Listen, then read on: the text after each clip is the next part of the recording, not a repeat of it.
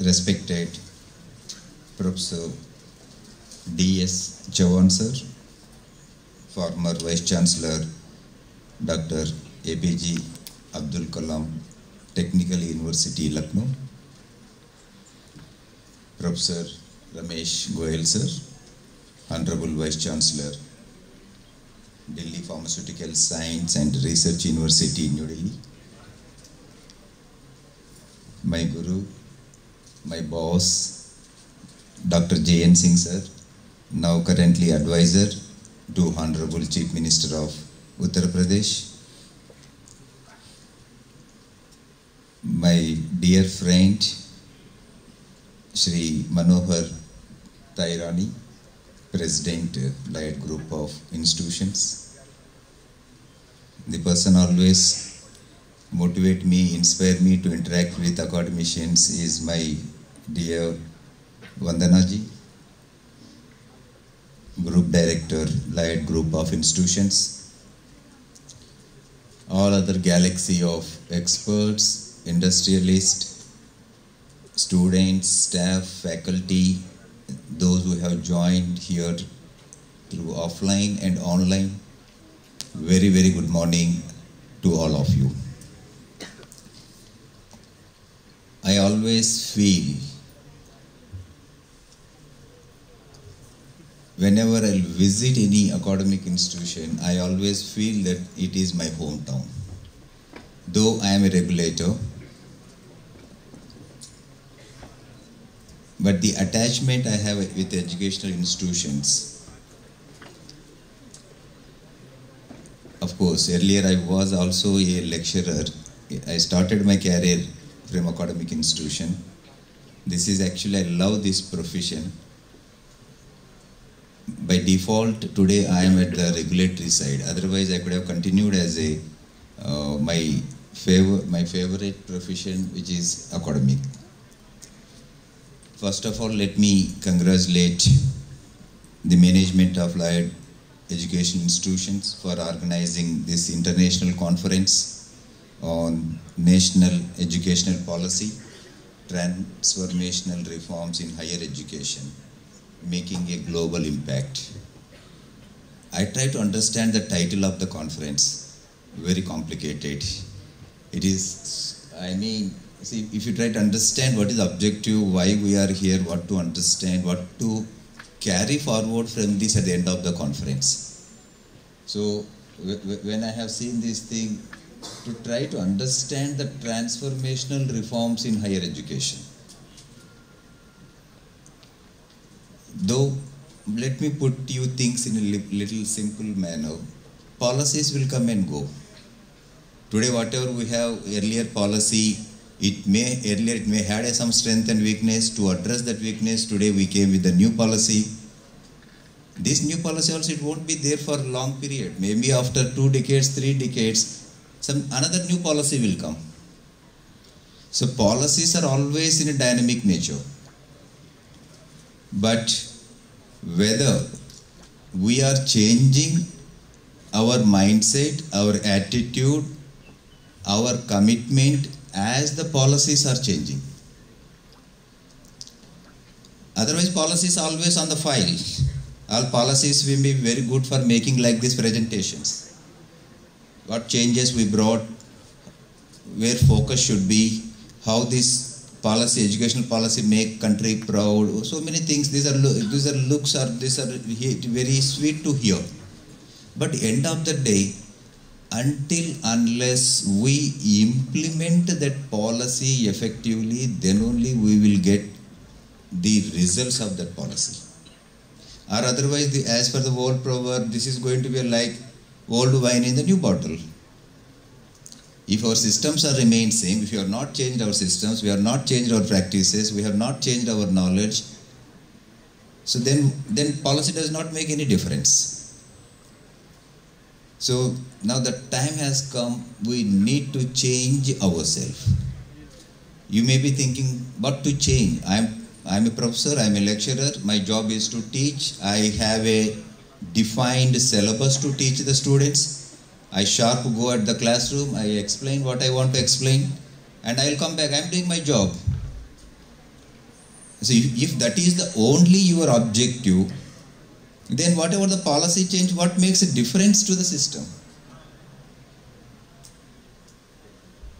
So end of the day, what actually in fact, I am really congratulate with the heart, sir. You made a wonderful presentation, Ramesh Goyal, sir.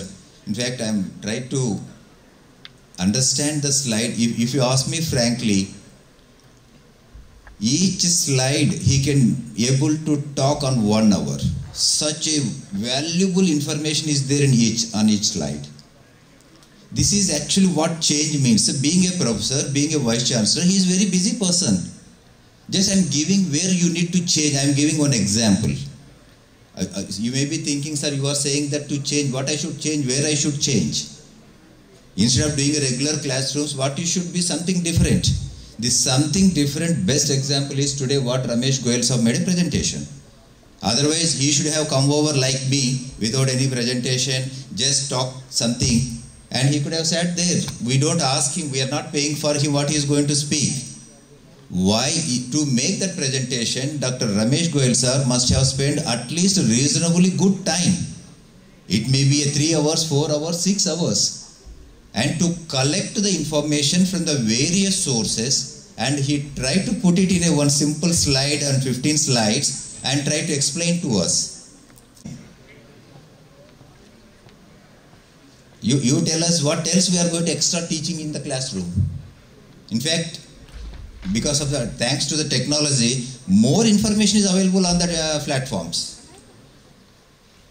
But whatever the technology development takes place, whatever you so-called Google, so-called YouTube or any of these things, Google never have any experience. That is just fact-based.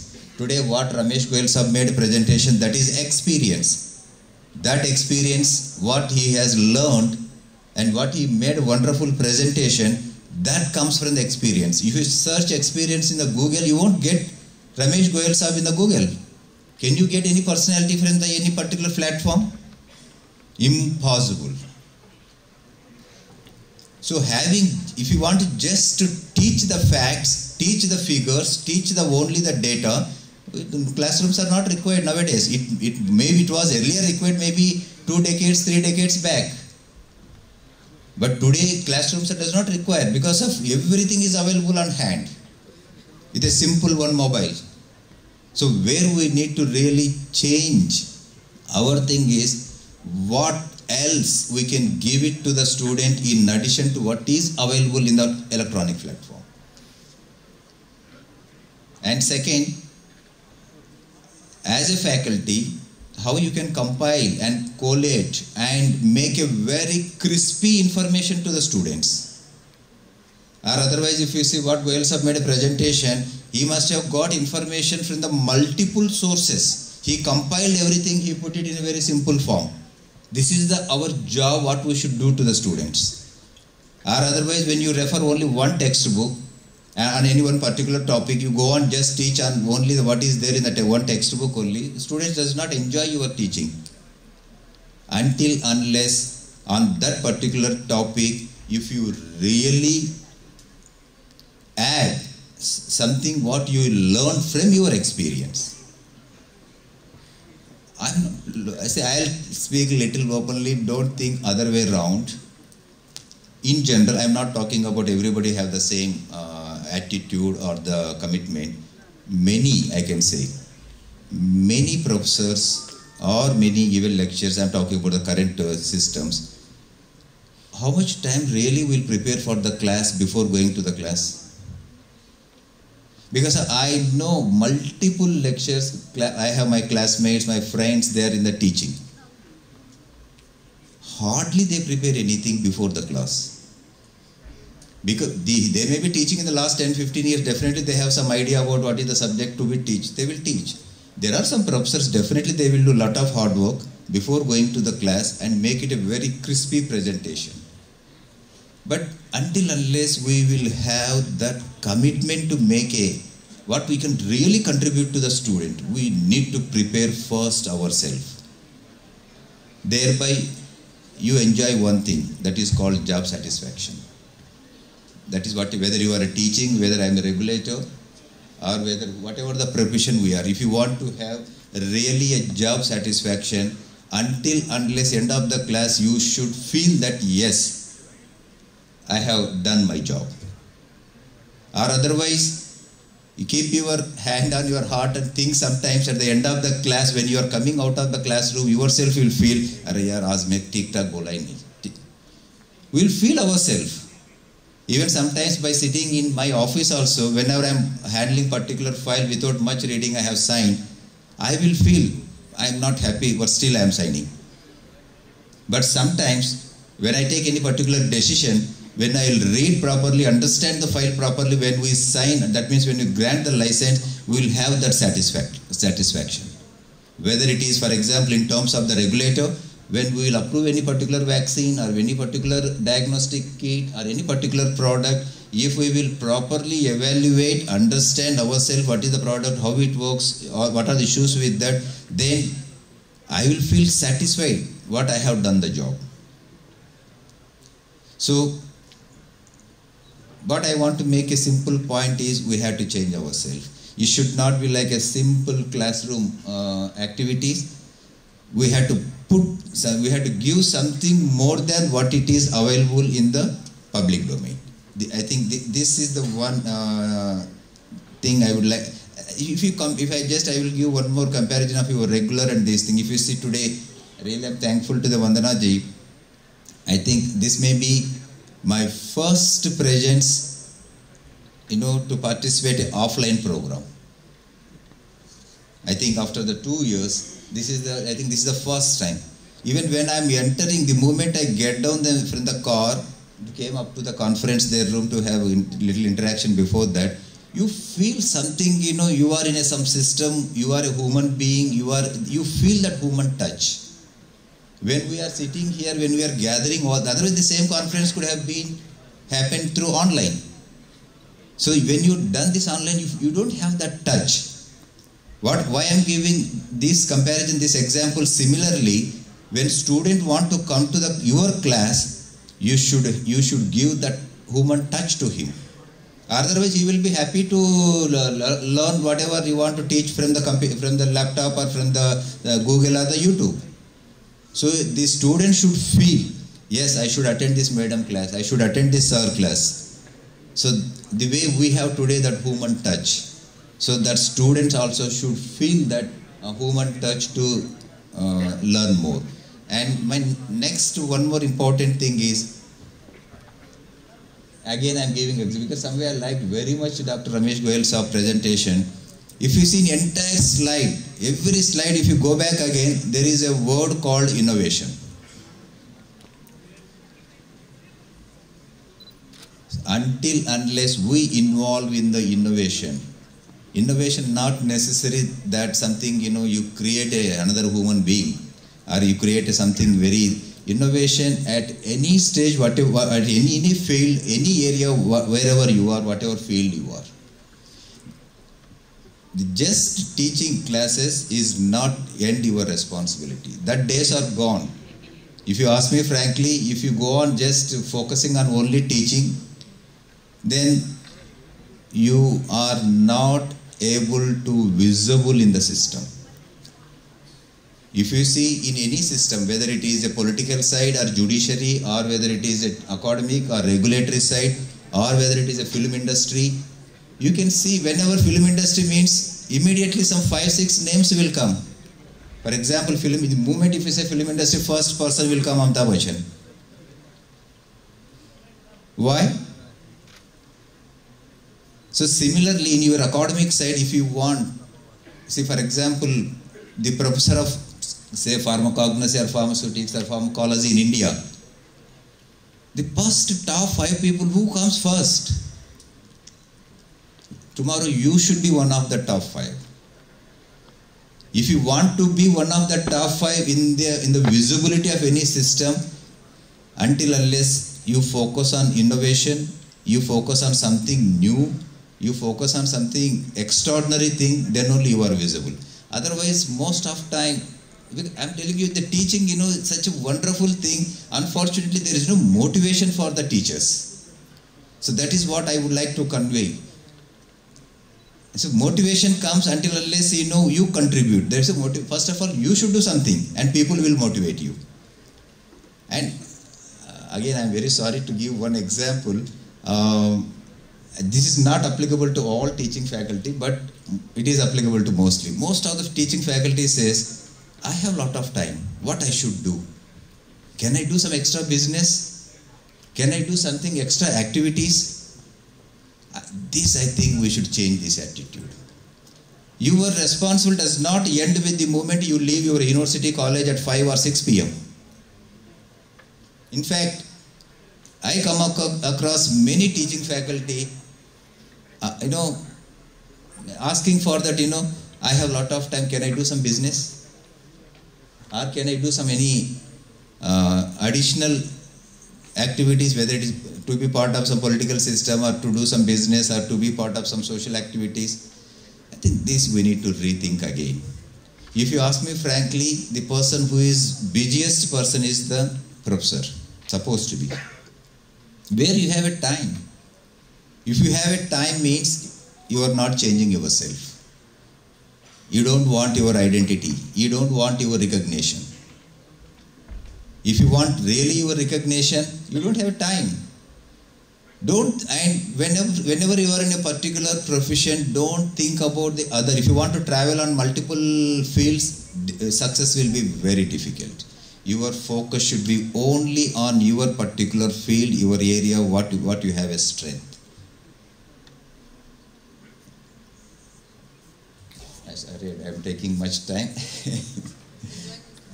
Okay, thank you.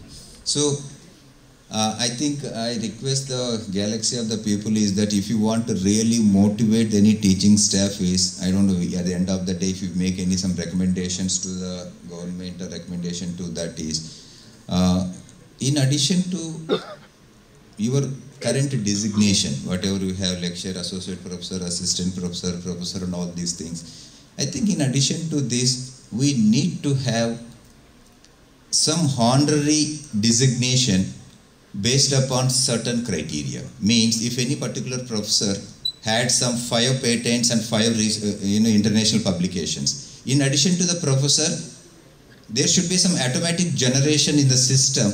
You should be called as maybe a scientist. I am not saying that what should be that honorary terminology. See, in British time, they will give that some designation as a sir.